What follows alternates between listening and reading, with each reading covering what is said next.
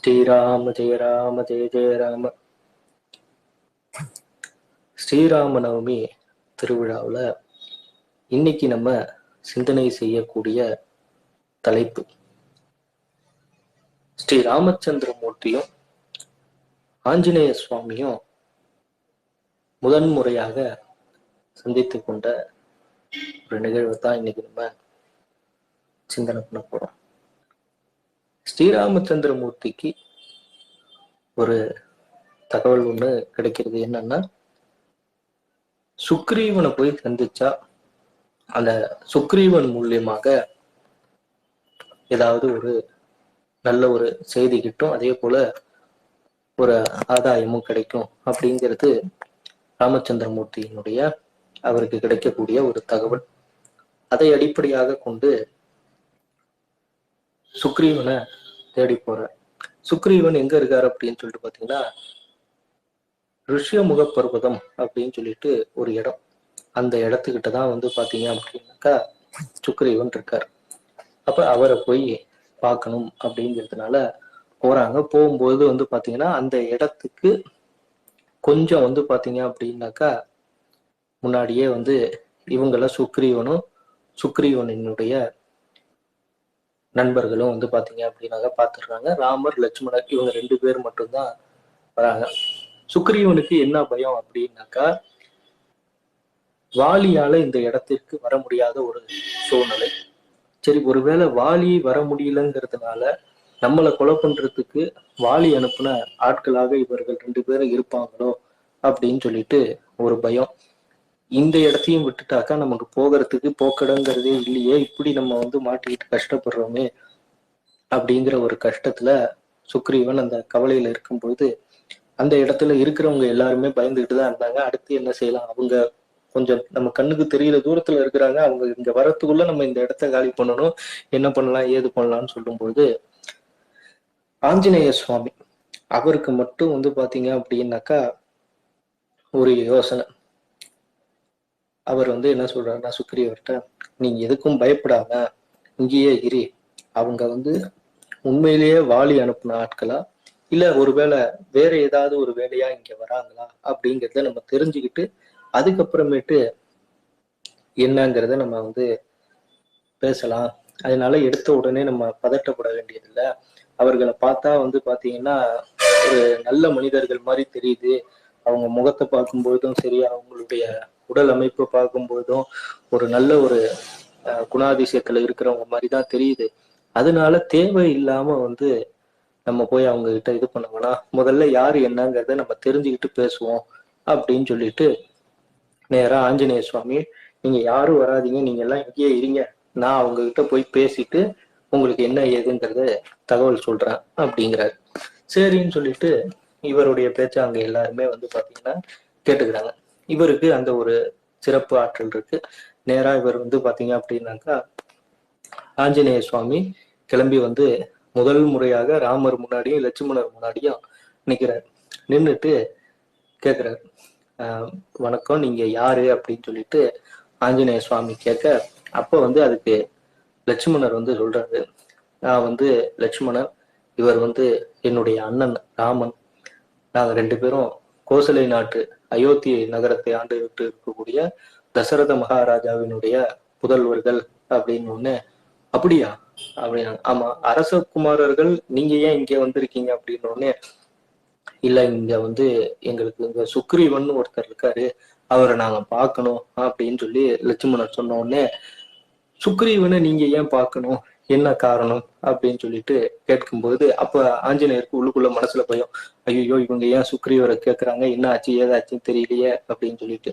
அப்போ உடனே சொல்றாரு லட்சுமணர், இது மாதிரி இந்த உதவிகள் எங்களுக்கு தேவைப்படுது, அதை சுக்ரீவன் தான் செஞ்சு கொடுப்பாருன்னு சொல்லி எங்களுக்கு தகவல் கிடைச்சிது, அதனால அவரை நாங்க பார்க்கணும்னு ஆசைப்படுறோம் அப்படின்ன உடனே அப்போ உடனே சரி அப்படின்னு சொல்லிட்டு ஆஞ்சநேய சுவாமியும், இவங்களால நமக்கு எந்த ஆபத்தும் இல்லை, சுக்ரீவனுக்கு எந்த ஆபத்தும் இல்லை அப்படின்னு சொல்லிட்டு அதுக்கு அடுத்தது பாத்தீங்கன்னா லட்சுமணர் கேட்கிறாரு, நீங்க யாரு அப்படின்ன உடனே, நான் இது மாதிரி, என் பேர் அனுமன், நான் சுக்ரீவனுக்கு ரொம்ப நண்பன் அப்படின்ன உடனே அப்ப வந்து லட்சுமணர் சொல்றாரு, என்ன வந்து சுக்ரீவன்ட்ட அழைச்சிட்டு போங்க, எங்களை நாங்க போய் அவரை சந்திக்கிறோம் அப்படின்னு உடனே அப்ப வந்து ஆஞ்சநேய சுவாமி சொல்றாரு, இல்ல இல்ல, பெரியவங்க வந்து எப்பயுமே சின்னவங்களை பார்க்க வரக்கூடாது, சின்னவங்க தான் பெரியவங்களை பார்க்க வரணும். அதனால வந்து நீங்க அரசகுமாரர்கள், ராஜகுமாரர்கள், அதனால உங்களை பார்க்க சுக்ரீவர் வர்றதுதான் முறை. நீங்க இங்கேயே இருங்க, நான் சுக்ரீவனை அழைச்சிட்டு வரேன் அப்படின்னு சொல்லிட்டு அடுத்தது சொல்றார். சுக்ரீவன் வந்து இது மாதிரி கேட்டா என்ன சொல்றது அப்படின்னு சொல்லும்போது அப்ப வந்து ராமர் வந்து சொல்லுவாரு, நான் வந்து ராமன், என்னுடைய பெயரை வந்து எடுத்து சொல்லுங்க அப்படின்னு சொல்லிட்டு அதுக்கப்புறம் ராமச்சந்திரமூர்த்தியும் லட்சுமணரும் இங்கேயே வந்து அவரு அந்த ஒரு இடத்துல குறிப்பிட்ட இடத்துல வெயிட் பண்ணிட்டு இருப்பாங்க. இவர் போய் ஆஞ்சநேய சுவாமி அங்க இருந்து நேரா சுக்ரீவன்ட்ட போவார். சுக்ரீவன்ட்ட போய் இந்த விஷயத்தெல்லாம் சொல்லுவார். சுக்ரீவா, இந்த மாதிரி நான் பேசிட்டேன், அவங்க வந்து அரசகுமாரர்கள் தான், நம்ம கிட்ட உதவி தேடி வந்திருக்கிறாங்க, அவர்களால நமக்கு வந்து எந்த பிரச்சனையும் கிடையாது, அதனால நம்ம வந்து நம்பி அவர்களுக்கு கிட்ட போகலாம் அப்படின்னு ஒண்ணு. சரி ரைட்டு, வா போலாம் அப்படின்னு சொல்லிட்டு போகிற போது அங்கிருந்து இவரை கூட்டிட்டு வர வழியிலேயே வந்து பாத்தீங்க அப்படின்னாக்கா இவங்க 2 பேரை பத்தி வந்து இவர் வந்து சொல்லிட்டே வர்றார் ஆஞ்சநேயர். அவங்க வந்து தசரத மகாராஜாவினுடைய புதல்வர்கள். அந்த ராமர் இருக்காரே, அவர் வந்து பாத்தீங்க அப்படின்னாக்கா இருக்கிறதுலயே நீதி நெறிங்கிறது தவறாம ஒரு உத்தமமான ஒரு வாழ்க்கை வாழ்ந்து கொண்டு இருக்கக்கூடிய ஒரு மகானவர். அவரு வந்து பாத்தீங்கன்னா இளமையில வந்து வசிஷ்டர்கிட்ட பாடம் படிச்சாரு, அதுக்கப்புறம் விஸ்வாமித்திரர்கிட்டயும் பாடம் படிச்சிருக்காரு. ஒரு மிகச்சிறந்த போர் வீரர், அவரால் இந்த உலகத்துல ஜெயிக்க முடியாதுங்கிறது யாருமே கிடையாது. நம்ம ராமருக்கு என்ன உதவியோ செஞ்சு கொடுப்போம், அதே மாதிரி ராமராலையும் நமக்கும் வந்து பாத்தீங்க அப்படின்னாக்கா உதவி கிடைக்கும். உன்னை வாலியுடைய பிரச்சனையில இருந்து உன்னை காப்பாத்தி கொடுப்பாருன்னு நம்பிக்கை இருக்கு, வா வந்து போய் பார்க்கலாம் அப்படின்னு உடனே அதுக்கப்புறம் இப்படியே ஃபுல்லா ராமபிரானினுடைய சிறப்புகளை எல்லாம் சொல்லி அழைச்சிக்கிட்டு வர்றாரு. அழைச்சிட்டு வந்த உடனே ராமரும் சுக்ரீவனும் நேருக்கு நேர் பார்த்து பேசிக்கிறாங்க. அப்ப வந்து முதல்ல வந்து பாத்தீங்கன்னா சுக்ரீவரை பார்த்த உடனே ராமச்சந்திரமூர்த்தி அவரை வந்து கட்டி பிடிச்சிட்டு இது மாதிரி என்ன சொல்றாருன்னா, இன்னையில இருந்து தசரத மகாராஜாவினுடைய புதல்வர்கள்ல நீயும் ஒருத்தன் அப்படின்னு சொல்லி சொல்றாரு. சொல்லிட்டு இனிமே நீ எனக்கு வந்து தம்பி அப்படின்னு சொல்லிட்டு சொல்றாரு. அதுக்கப்புறமேட்டு சுக்ரீவனுடைய நண்பர்கள்லாம் வந்து ராமபிரானுக்கு உணவு கொடுக்குறாங்க. காய்கறிகள், பழங்கள், இதெல்லாம் தான் அந்த இடத்துல கிடைச்ச உணவு. அந்த உணவு வந்து பாத்தீங்கன்னா கொடுக்குறாங்க. கொடுத்துட்டு அதுக்கப்புறமேட்டு ராமபிரான் வந்து சொல்றாரு, இது மாதிரி சீதாவை தேடி வரணும், சீதாவை வந்து இது பண்ணணும், சீதாவை கண்டுபிடிக்கணும், இந்த மாதிரியான விஷயங்கள்லாம் சொல்லும்போது சரி, நம்ம என்னால முடிஞ்ச அளவுக்கு நானும் எங்க நண்பர்களும் உங்களுக்கு உதவி செய்யறோம் அப்படின்னு சொல்லிட்டு சொல்றாரு. அதுக்கப்புறமேட்டு ராமர் கேட்கிறாரு, இங்க நீ மட்டும்தான் தனியா இருக்கியாப்பா, உனக்கு கூட குடும்பம் அந்த மாதிரி யாரும் இல்லையா அப்படிங்கும் போது, அது ஏன் கேக்குறீங்க, ஒரு பெரிய கதை அப்படின்னு சொன்னோடனே என்ன என்ன ஆச்சு ஏன் அப்படின்னு சொல்லிட்டு கேட்கும்போது அப்ப வந்து சுக்ரீவன் தன்னுடைய கதையை வந்து பாத்தீங்க அப்படின்னாக்கா சொல்றாரு. என்னன்னா, ஒரு மாயாவின்னு சொல்லிட்டு ஒரு அரக்கன், அந்த அரக்கனோட வாலிக்கு போர். அப்ப வந்து பாத்தீங்கன்னா வாலிகிட்ட சண்டை போட முடியாம போயிட்டு பாதி சண்டையை நிறுத்திட்டு ஒரு குகைக்குள்ள போயிட்டான் அந்த அசுரன். வாலி இருந்தாலும் இல்ல, இவனை உயிரோட விட்டு, இவன் உயிரோட இருந்தான்னா நமக்கு என்னைக்குடியும் ஆபத்து அப்படிங்கிற காரணத்தினால வாலி வந்து உள்ள போய் நான் சண்டை போடுறேன், நீ இங்க வெளியில காவலுக்கு இரு, சப்போஸ் அவன் என்னை கொண்டுட்டு வெளில வந்தானா நீ அவனை கொன்று அப்படிங்கிற மாதிரி சொல்லிட்டு வாலி வந்து உள்ள போயிட்டான். உள்ள போன உடனே வாலியும் அந்த அசுரனும் நாள் கணக்குல, மாச கணக்குல, வருஷ கணக்கா சண்டை போட்டுக்கிறாங்க. அந்த சண்டையில வந்து பாத்தீங்கன்னா அவங்க ரத்தம் எல்லாம் வந்து பாத்தீங்கன்னா கீழே அப்படியே குகைக்கு வெளியே இருக்க சுக்ரீவன் வரையும் வந்து பாத்தீங்கன்னா இருக்குது. இத பார்த்துட்டு சுக்ரீவனுக்கு பயம். ஆஹா, ஒருவேளை நம்ம அண்ணன் தோத்துட்டு இவன் திரும்பி வெளியில வந்தான்னா நம்மளுடைய நாடு மட்டும் இல்லாம ஏகப்பட்ட பிரச்சனை ஆயிடுமே அப்படிங்கிற காரணத்தினால சுக்ரீவன் என்ன பண்றாருன்னா, ஒரு பெரிய பாறையை வச்சு அந்த இதை வந்து பாத்தீங்கன்னா அந்த குகையை மூடிட்டு இவர் பாட்டுக்கு வந்து அண்ணன் இல்லைங்கிறதுனால இவர் வந்து அரசராக முடிசூட்டு இது ராஜ்யத்தை ஆண்டுட்டு இருக்காரு. கொஞ்சம் மாதங்கள் கழிச்சு சண்டையை முடிச்சுட்டு வாலி வந்து வெளில வந்து பார்க்கும்போது குகையானது வந்து பாத்தீங்கன்னா மூடப்பட்டிருக்கு பெரிய பாறையை வச்சு. அப்பதான் வாலிக்கு புரியுது, ஆஹா, நம்ம தம்பி வந்து நமக்கு துரோகம் பண்ணிட்டு போயிட்டானே அப்படின்னு சொல்லிட்டு. உடனே வந்து வாலி வந்து அத முடியவே முடியாத ஒரு காரியம் இருந்தாலும் அந்த பாறையை எப்படியோ இது பண்ணி அந்த பாறையை தள்ளி விட்டுட்டு குகையில இருந்து வெளில வந்துட்டு நாட்டுக்கு வந்த உடனே இங்க வந்து சுக்ரீவன் ராஜாவா இருந்த உடனே சரியான கோபம். உனக்கு அரசு பதவி வேணும்னு கேட்டிருந்தேன்னா நானே விட்டு கொடுத்துருப்பேன்ல. ஆனா என்னை வந்து கொலை பண்ண பார்த்து நீ வந்து அரசரா ஆக்கி உக்காந்துட்டியா அப்படின்னு சொல்லி சுக்ரீவன் இடத்துல சண்டைக்கு போறது. ஆனா சுக்ரீவன் செஞ்சது அவருடைய பாயிண்ட் ஆஃப் வியூல இருந்து பார்த்தா மிக மிக மிக சரியான செயல். ஆனா அதை வந்து இவர் தப்பா புரிஞ்சுக்கிட்டு இன்னொரு விஷயம் என்னன்னா, சுக்ரீவன் என்ன நடந்ததுங்கிறது சொல்ல கூட விடாம சண்டை ஆரம்பிச்ச உடனே வாலி கிட்ட யாராலையுமே ஜெயிக்க முடியாது. அப்படிப்பட்ட ஒரு சிறப்பு வரம் உண்டு வாலிகிட்ட. என்னன்னா, யார் வந்து வாலியை எதிர்த்து போர் புரிகிறார்களோ அவர்கள் யார் போர் புரிஞ்சாங்கன்னாலும், இப்ப வாலிக்கும் சுக்கிரனுக்கும் சண்டைனா வாலிக்கும் சுக்ரீவனுக்கும் சண்டைனா அந்த சுக்ரீவனினுடைய அந்த பவர் இருக்கு இல்லையா, அதுல 50% பவர் ஆனது வாலிகிட்ட போயிடும். இது வந்து சிவபெருமானுகிட்ட வாலி வாங்கின ஒரு வரம். இந்த ஒரு காரணத்தை வச்சே வந்து வாலியை யாராலையுமே ஜெயிக்க முடியாத ஒரு சூழ்நிலையாக இருந்தது. சுக்ரீவன் எப்படியோ அப்படி இப்படி போராடி பார்த்து கடைசியில ஜெயிக்க முடியல, உயிர் தப்பிச்சா போதும் அப்படின்னு சொல்லிட்டு அங்க எங்க இருந்து ஓடி வந்துட்டான்.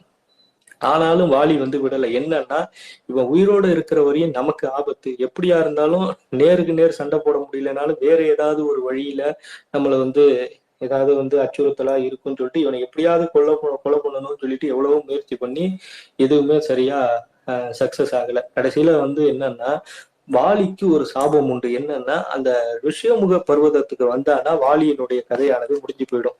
அவனுடைய தலையானது சொக்குநூறா வெடிச்சிரும்னு சொல்லிட்டு ஒரு முனிவர் சாபம் கொடுத்திருப்பாரு.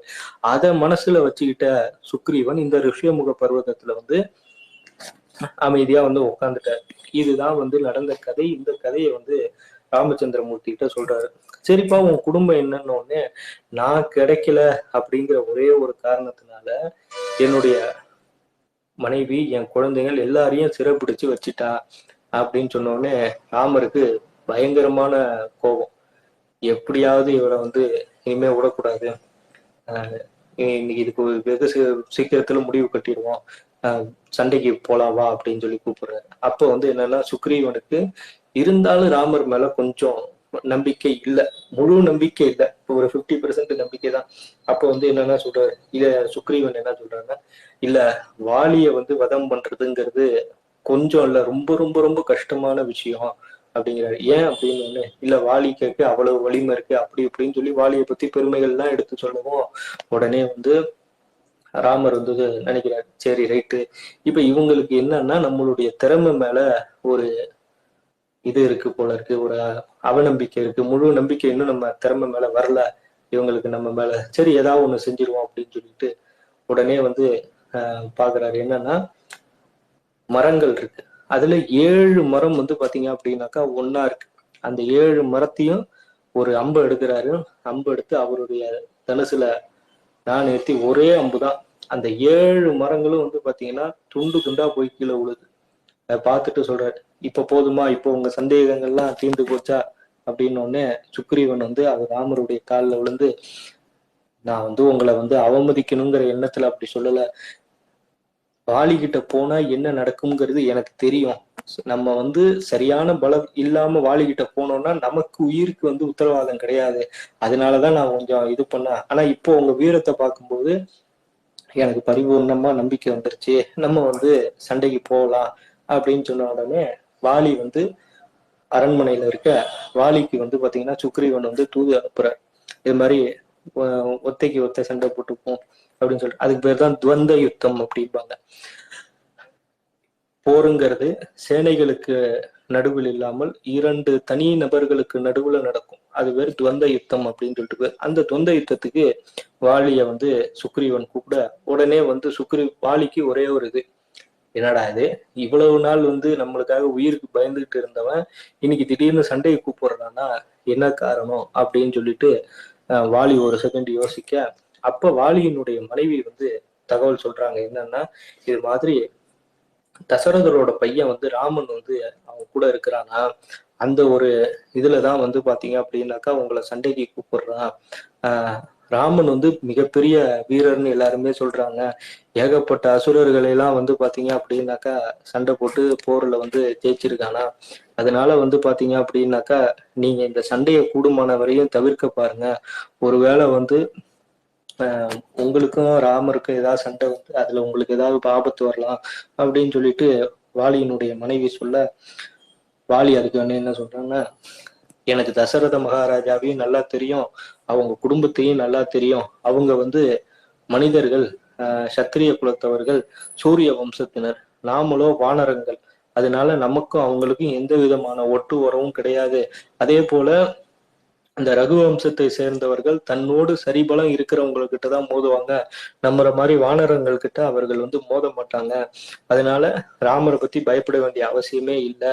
நான் போயிட்டு சண்டை போட்டுட்டு நான் வந்து சுக்ரீவனை வந்து கொலை பண்ணிட்டு வந்துடுறேன் அப்படின்னு சொல்லிட்டு வாலி வந்து போருக்கு கிளம்பி ரெடியா வரா.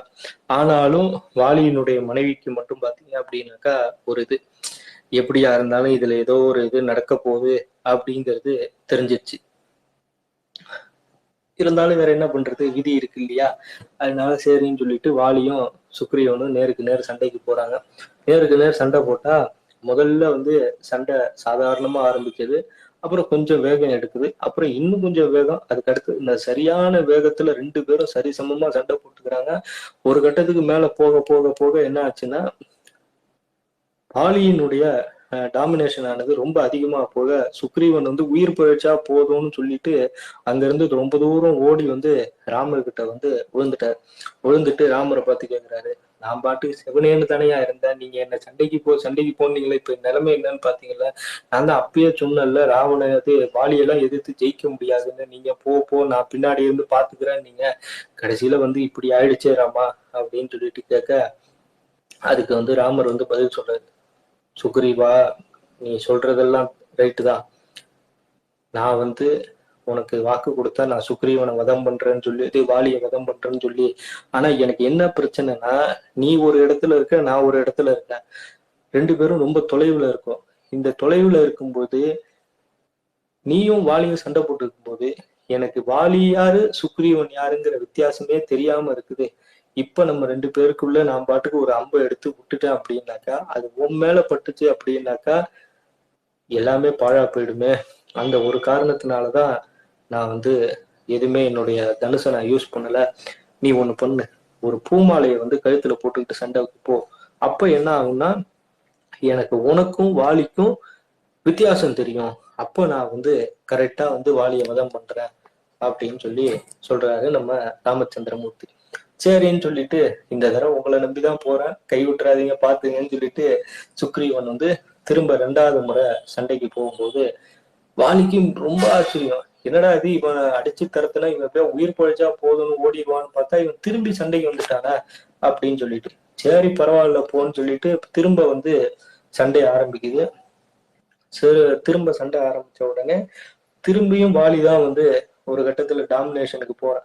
டாமினேஷனுக்கு வாலி போகும்போது என்ன அப்படின்னாக்கா, திடீர்னு அதாவது வாலியினுடைய ஒரு அடி சுக்ரீவன் வந்து நில தடுமாறி கீழே விழுகிற அந்த சமயம் வந்து பாத்தீங்க அப்படின்னாக்கா, தூரத்துல இருந்து ஒரு அம்பு வந்து கரெக்டா வாலியினுடைய மார்புல வந்து பாத்தீங்கன்னா டப்புன்னு வந்து சொருகுது. அது சொருகுன அடுத்த நொடி வந்து என்னன்னா, வாலிக்கு ஒரு செகண்ட் அப்படியே என்ன நடந்ததுன்னே புரியல. அப்படியே கீழே விழுந்தவன் தான்.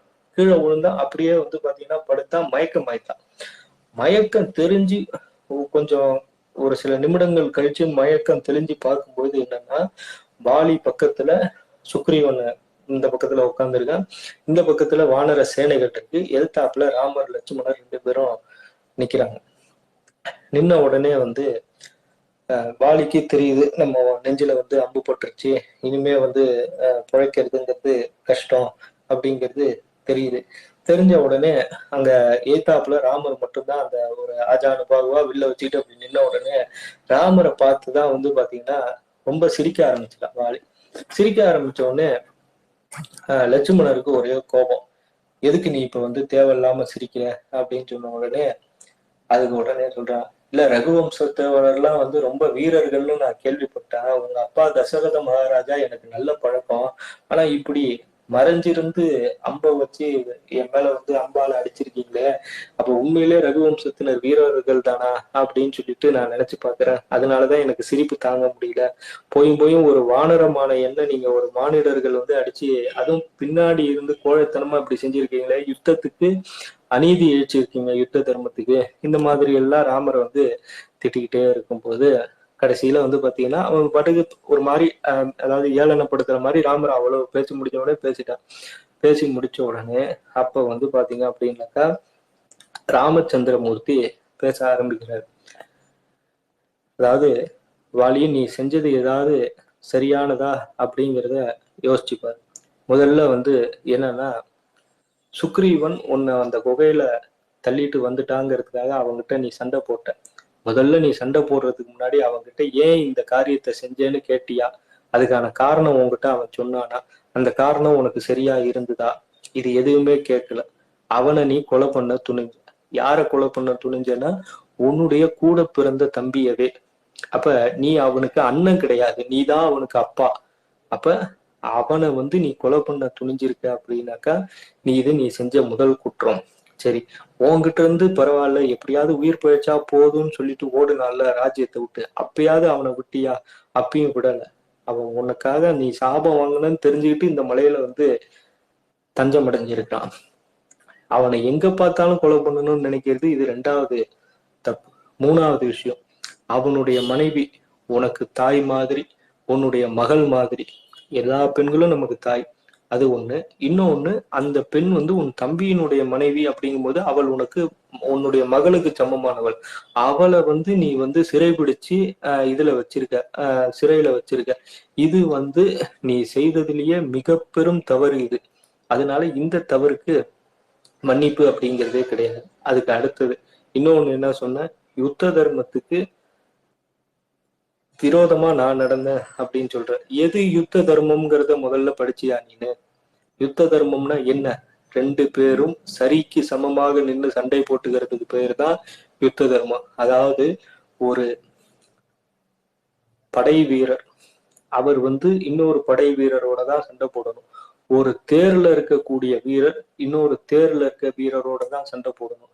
ஒரு யானையில அமர்ந்திருக்க வீரர் இன்னொரு யானையில அமர்ந்திருக்க வீரரோட தான் சண்டை போடணும். இதுதான் யுத்த நீதி. அதே போல வில்ல வச்சு சண்டை போடக்கூடியவர்கள் வில்லு வச்சு ஏந்தி இருக்கிறவர்களோட தான் சண்டை போடணும். கதாயுத்தம் பண்ணக்கூடியவர்கள் கதாயுதத்தை வச்சு சண்டை போடுறவங்களோட தான் சண்டை போடணும். இதுதான் யுத்த நியதி. நீ என்ன வரம் வாங்கியிருக்க? உன்கிட்ட யாரு சண்டை போட்டாலும் அவர்களினுடைய பலத்துல பாதி பலம் உனக்கு வரணுங்கிற வளம் வாங்கியிருக்க. அப்ப இது வந்து யுத்த நீதிக்கு சரியானதா? யுத்த தர்மத்தை கடைபிடிச்சிருக்கியா இந்த வரத்து மூலியமா? நீ என்ன வரம் கேட்டிருக்கணும்? யாராலையும் வெல்ல முடியாத வரத்தை கொடுன்னு கேட்டிருக்கணும். நீ என்ன கேட்டிருக்க? எதிராளியினுடைய பலம் எனக்கு பாதி வரணும்னு கேட்டிருக்க. அப்ப நீயே யுத்த தர்மத்தை மீறிட்ட. அதனால உன்கிட்ட யுத்த தர்மத்தை எதிர்பார்க்கணுங்கிற அவசியம் இங்க கிடையாது. ரெண்டாவது வந்து, நான் வந்து அவனுக்கு வாக்கு கொடுத்துருக்கேன், அவனுடைய ராஜ்யத்தை அவனுக்கு திருப்பி கொடுப்பேன் அப்படின்னு சொல்லிட்டு. அதனால இந்த ஒரு காரியத்தை நான் செய்ய வேண்டியதா போச்சு. இன்னொன்னு, நீ வந்து முழுமையாக சுக்ரீவன் மேல இருக்கக்கூடிய ஒரு வெறுப்பின் காரணமாக யார் எது சொன்னாலும் அதை ஏத்துக்கக்கூடிய மனநிலையிலயும் நீ இல்லை. நீனு இல்லைன்னா உங்ககிட்ட நேரடியா வந்து பேசி இதெல்லாம் நடந்ததுன்னு சொல்லி உனக்கு புரிய வைக்கலாம்னா அந்த அறிவும் உனக்கு கிடையாது, புரிஞ்சுக்கிற தன்மையும் கிடையாது. அதனால உன்னை இப்படி வந்து செய்யறதுதான் தர்மம் அப்படின்னு சொல்லி ராமச்சந்திரமூர்த்தி சொன்ன உடனே ரெண்டு விஷயம். ராமபிரானினுடைய தரிசனம் கிடைச்சது ஒண்ணு, ராமச்சந்திரமூர்த்தியினுடைய போதனை கிடைச்சது ஒண்ணு. இந்த ரெண்டு காரணத்தினாலேயே, இன்னொரு சிறப்பு காரணம் என்னன்னா, ராமபானம் நெஞ்சில இருக்கு. இந்த மூன்று காரணங்களாலேயே வாலி வந்து கடைசி நேரத்துல திருந்திட்டான். திருந்தி வாலி வந்து பாத்தீங்க அப்படின்னாக்கா ராமச்சந்திரமூர்த்தி கிட்டேயே வந்து பாத்தீங்க அப்படின்னாக்கா மன்னிப்பு கேட்டு, இவ்வளவு நாள் நான் வந்து ரகு வம்சத்தை பத்தி ரொம்ப தப்பா பேசிட்டேன், அதுக்காக வந்து என்னை வந்து மன்னிச்சிருங்க ஒண்ணு. அதே போல நான் என் தம்பிக்கும் சரி எங்க குடும்பத்துல இருக்கவங்களுக்கும் சரி யாருக்குமே வந்து பாத்தீங்க அப்படின்னாக்கா இந்த இதுவும் சரியா செய்யல. அதனால எனக்கு இது எல்லாத்துக்குமே சேர்த்து நான் எல்லாருக்கிட்டையுமே மன்னிப்பு கேட்டுக்கிறேன். அதே மாதிரி சுக்ரீவனினுடைய மனைவி கிட்டையும் வந்து பாத்தீங்கன்னா நான் மன்னிப்பு கேட்டேன்னு நீங்க தான் எனக்காக சொல்லணும் அப்படின்னு சொல்லி வாலி கேட்க, சரி அப்படின்னு சொல்லி ராமரும் ஒத்துக்கிறாரு. ஒத்துக்கிட்டு அதுக்கப்புறம் அங்கிருந்து தன்னுடைய பையன் அங்கதன், வாலியோட பையன், அந்த அங்கதனை வர சொல்றாங்க. அந்த அங்கதனை வர சொல்லி அங்கதனுக்கு இதெல்லாம் தெரியுது. அப்புறமேட்டு வந்து பாத்தீங்கன்னா அங்கதன்கிட்ட ராமரை வந்து அறிமுகப்படுத்தி வைக்கிறார் வாலி.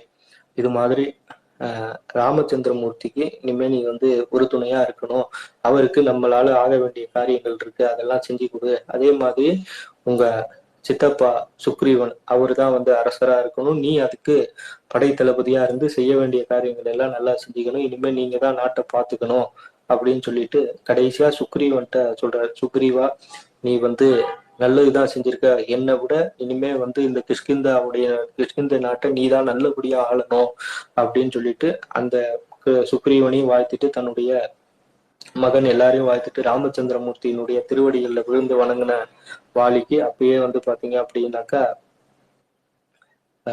அவனுடைய உயிரானது போயிடுது.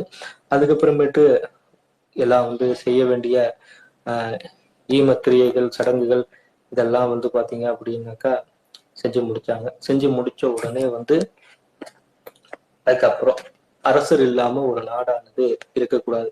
உடனே வந்து பாத்தீங்க அப்படின்னாக்கா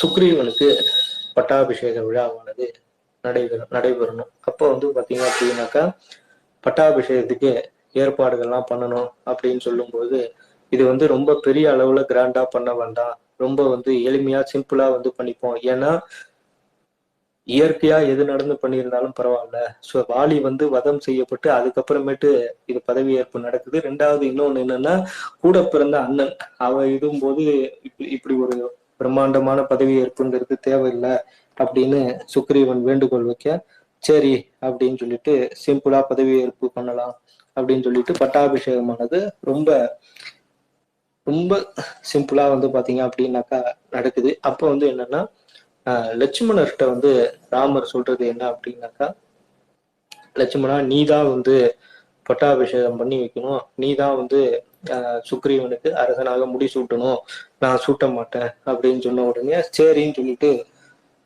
லட்சுமணரும் ஒத்துக்கிட்டு கிஷ்கிந்தையினுடைய மகாராஜாவாக சுக்ரீவனுக்கு வந்து முடிசூட்டப்படுது. அப்போ வந்து பாத்தீங்க அப்படின்னாக்கா முடிசூட்டி முடிச்ச உடனே ராமச்சந்திரமூர்த்தி இது சொல்றாரு என்னன்னா, சுக்ரீவா நாட்டை ஆள்றதுங்கிறது சாதாரண விஷயம் இல்ல, முதல்ல இந்த நாட்டு மக்களை நீ வந்து உன்னுடைய சொந்த உடன் பிறந்த சகோதர சகோதரிகளா பார்க்கணும், அப்படி இருந்தாதான் உன்னால இந்த நாட்டுக்கு ஒரு சிறப்பான ஆட்சி கொடுக்க முடியும். உன்னுடைய முன்னோர்கள் எப்படியெல்லாம் இந்த நாட்டை ஆண்டாங்க, எப்படியெல்லாம் இந்த நாட்டை வந்து கட்டி காத்தாங்கிறது உனக்கு தெரியணும்.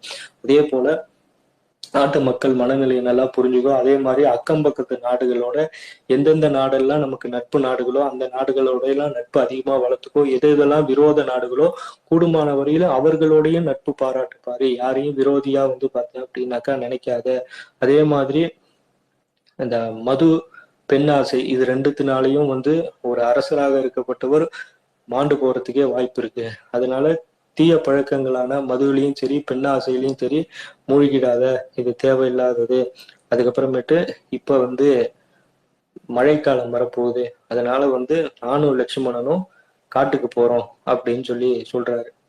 சுக்ரீவன் வந்து இல்ல இங்கேயே இருக்கலாமே போது, இல்ல நான் எங்க அப்பாட்ட சொன்னது வனவாசம் போகணும் அப்படிங்கிறதுனாலதான், அதனால நாங்க இங்க இருக்க முடியாது, நாங்க வந்து காட்டுக்கு போறோம், மழை எல்லாம் முடிஞ்சதுக்கு அப்புறமேட்டு திரும்ப வருமோ அப்போ வந்து என்னன்னா நீ உன் சேனைகளை ரெடி பண்ணு, நம்ம வந்து சீதாதேவிய தேடி போகலாம் அப்படின்னு சொல்லும்பொழுது சரி அப்படின்னு சொல்லிட்டு சுக்ரீவனும் ஒத்துக்கிட்டாங்க. அங்கிருந்து ராமச்சந்திரமூர்த்தியும் லட்சுமணரும் வந்து சுக்ரீவனுக்கு பட்டாபிஷேகம் பண்ணி வச்சுட்டு அங்கிருந்து கிளம்பி காட்டுக்கு போறாங்க. அதுக்கு அடுத்தது ஃபுல்லா மழைக்காலம் வருது. மழைக்காலம் முடிஞ்ச உடனே ராமரும் லட்சுமணரும் திரும்பி வந்து கிஷ்கிந்தையிலிருந்து சீதாதேவிய தேடி போகக்கூடிய ஒரு சம்பவம். அதெல்லாம் நாங்க இப்ப அடுத்த பதிவுல வந்து சிந்தனை பண்ணலாம் அப்படின்னு சொல்லிட்டு வாய்ப்பளித்த அடியார்களுக்கும் இறைவனுக்கும் நன்றி சொல்லி அடியனுடைய உரையை நிறைவு செய்து கொள்கிறேன். ஸ்ரீராம ஜெயராம ஜெய ஜெயராம ஜெய் ஸ்ரீராம்.